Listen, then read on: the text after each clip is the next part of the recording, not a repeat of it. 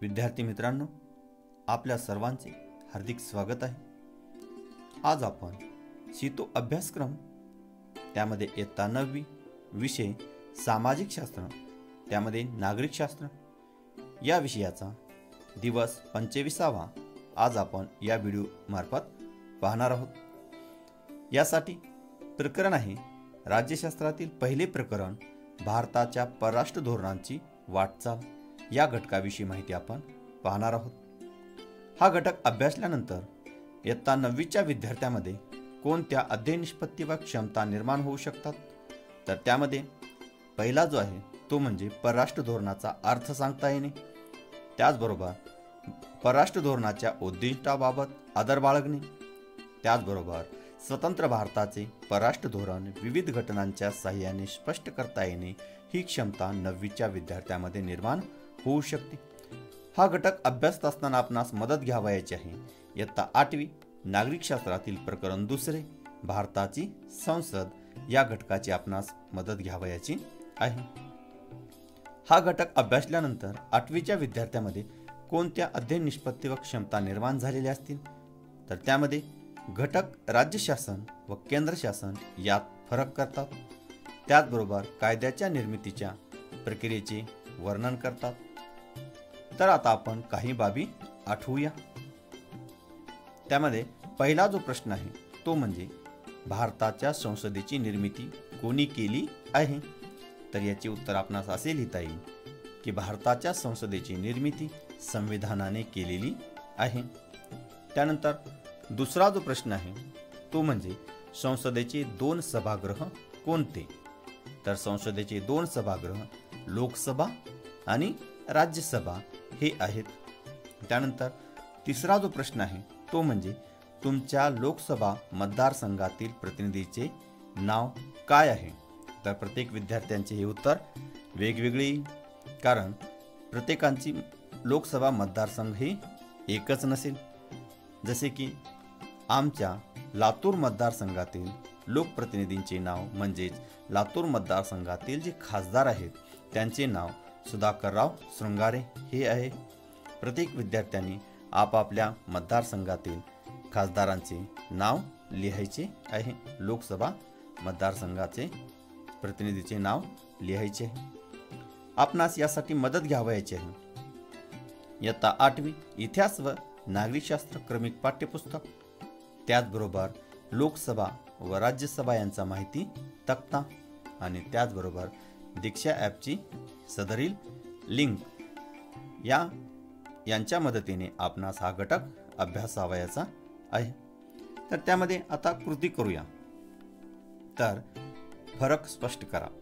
त्यामध्ये लोकसभा आणि राज्यसभा यातील आपणास फरक स्पष्ट करावयाचा आहे। त्यामध्ये पहिला जो फरक आहे तो म्हणजे सदस्यांचा कालावधी। तर लोकसभेच्या सदस्यांचा कालावधी हा 5 वर्षाचा असतो, तर राज्यसभेच्या सदस्यांचा कालावधी हा 6 वर्षाचा असतो। त्यानंतर दुसरा फरक आपणास अभ्यासायचा आहे सदस्य। तर लोकसभेचे सदस्य हे 552 असतात, तर राज्यसभेचे सदस्य हे 250 असतात। त्यानंतर तिसरा जो फरक आपणास अभ्यासावायचा आहे तो म्हणजे राष्ट्रपती नियुक्त सदस्य। तर जर लोकसभेत अँग्लो इंडियन समाजाचे पुरेसे प्रतिनिधित्व मिळाले नाही अशी जर राष्ट्रपतीची खात्री झाली तर राष्ट्रपती 2 सदस्य अँग्लो इंडियन सदस्य नियुक्त करत असतात आणि राज्यसभेवर शिक्षण, कला, साहित्य, विज्ञान, शांतता अशा क्षेत्रातील 12 व्यक्तींची नियुक्ती राष्ट्रपती राज्यसभेवर करत असतात। त्यानंतर पुढील जो फरक आहे तो म्हणजे लोकसभा दर 5 वर्षाला विसर्जित होते, तर राज्यसभा हे स्थायी सभागृह आहे। जरी राज्यसभेच्या सदस्यांचा कार्यकाल 6 वर्षाचा असला तरी दर 2 वर्षाला 1/3 सदस्य निवृत्त होतात आणि त्या ठिकाणी तेवढेच सदस्य पुन्हा भरले जातात। अशा प्रकारे लोकसभा आणि राज्यसभा हे यातील फरक आपणास पाहता येईल। त्यानंतर पुढचा जो प्रश्न आहे तो म्हणजे तर महाराष्ट्र राज्यातील लोकसभेच्या 48 मतदारसंघाचे नाव शोधून लिहा. तर हे नाव आपणास अंतर्जालाच्या मदतीने शोधण्यास सोपे होईल. अंतर्जालाच्या मदतीने महाराष्ट्र राज्यातील लोकसभेच्या 48 मतदारसंघाचे नाव असे आपण टाईप केल्यानंतर त्याचे उत्तर आपणास प्राप्त होईल. यासाठी आपणास मदत घ्यावयाची आहे महाराष्ट्र नकाशा पाठ्यपुस्तक, त्याचबरोबर वर्तमानपत्रे. त्यानंतर पुढील जो घटक आहे तो म्हणजे काय समजले.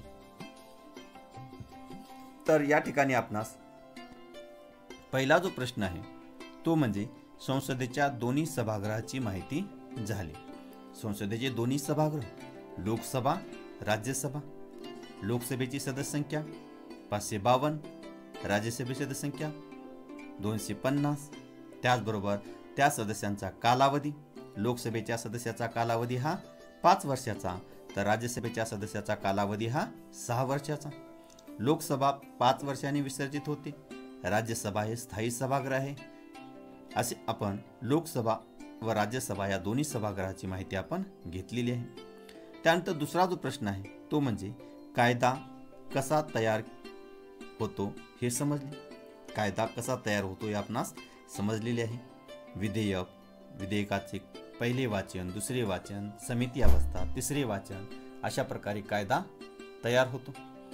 त्यानंतर लोकसभेचे अध्यक्ष व राज्यसभा सभापती यांची निवड कशी होते हे पण आपणास समजले.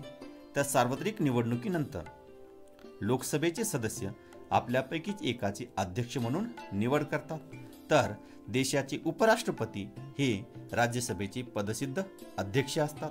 हे आपणास समजले. यासाठी आपणास अधिक माहिती घ्यावयाची आहे. इयत्ता 8वी इतिहास व नागरिकशास्त्र क्रमिक पाठ्यपुस्तक, त्याचबरोबर सदरील दीक्षा ॲपची लिंक. तर आपणास आता स्वाध्याय व मूल्यमापन याविषयी माहिती घ्यावयाची आहे. त्यामध्ये पहिला जो प्रश्न आहे तो म्हणजे लोकसभेचे सदस्य कसे निवडले जातात. तर सार्वत्रिक निवडणुकीद्वारे प्रत्यक्ष मतदान पद्धतीने नागरिक लोकसभा सदस्याची निवड करतात. त्याचबरोबर दुसरा जो प्रश्न आहे तो म्हणजे लोकसभेच्या अध्यक्षांची कामे स्पष्ट करा. तर लोकसभा अध्यक्षांची कामे आपणास पुढील प्रमाणे सांगता येतील. त्यामध्ये पहिले जे काम आहे ते म्हणजे लोकसभेचे अधिवेशन बोलवणे. दुसरे काम सभागृहात शांतता राखणे. तिसरे काम सभागृहात गैरवर्तन करणाऱ्या तात्पुरते निलंबित करणे. त्याचबरोबर पुढील कार्य जे आहे ते म्हणजे लोकसभेपुढे अनेक विधेयक व ठराव मांडणे. हे लोकसभा अध्यक्षांची कामे आपणास सांगता येते. त्यानंतर कायदा निर्मितीची प्रक्रिया स्पष्ट करा. तर कायद्याच्या कच्च्या मसुद्यास आपण विधेयक असे म्हणतो. त्या विधेयकाचे पहिले वाचन, दुसरे वाचन, समिती अवस्था, तिसरे वाचन केले जाते. त्यानंतर त्यावर साधक बाधक चर्चा होते आणि मतदान केले जाते. मतदान करून ते विधेयक मंजूर झाल्यानंतर ते राष्ट्रपतीकडे स्वाक्षरीसाठी जाते आणि राष्ट्रपतीने स्वाक्षरी झाली की त्या विधेयकाचे कायद्यात रूपांतर होते. आर्थिक विधेयक जे आहे ते प्रथम लोकसभेतच मांडले जाते. यासाठी आपणास अधिक सराव, कृती व उपक्रम. तर लोकसभेत 12 सदस्यांची नेमणूक राष्ट्रपती करतात. या सदस्यांची निवड करताना कोणते निकष असतात याची माहिती आपणास मिळवायची आहे. अशा प्रकारे आज आपण सेतू अभ्यासक्रमांतर्गत इयत्ता 9वी विषय सामाजिक शास्त्र त्यामधील 25वा दिवस अभ्यासलेला आहे. धन्यवाद.